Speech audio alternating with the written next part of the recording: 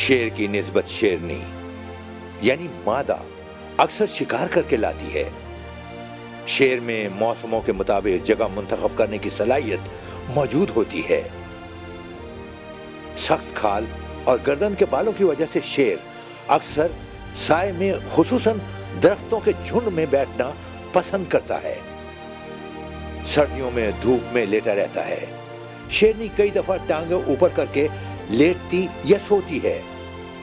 شیر شور شرابے کے بجائے پرسکون مقامات کا انتخاب کرتا ہے۔ درختوں یا لمبی گھاس کی اوٹ میں گھات لگانا اس کا پسندیدہ مشغلہ ہے۔ یہ درخت کی سخت چھال سے اپنے نوکیلے ناخن تیز کرتا ہے۔ جب بھوکا نہ ہو تو پرسکون رہتا ہے، لیکن بھوک کے وقت اس کا موڈ یعنی مزاج بدل جاتا ہے۔ اس وقت یہ کسی کارکن کو ڈنڈے کے بغیر دیکھ کر اور اپنی طرف پشت دیکھ کر حملہ کر سکتا ہے۔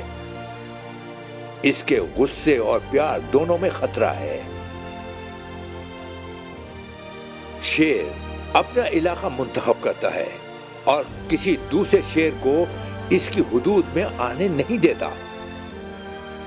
جنگلوں میں اس کی عمر 15 سے 18 سال تک ہوتی ہے، جبکہ بہتر سہولتوں کے باعث چڑیا گھروں میں شیر کی عمر 18 تا 20 سال ہو سکتی ہے۔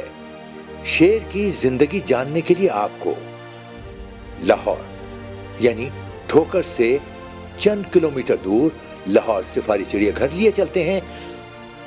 یہاں ایک شیر جس کا نام موتی ہے اپنی ماں کالو کے ساتھ رہتا ہے، جہاں اس کے 2 بچے بھی اس کے ہمراہ ہیں۔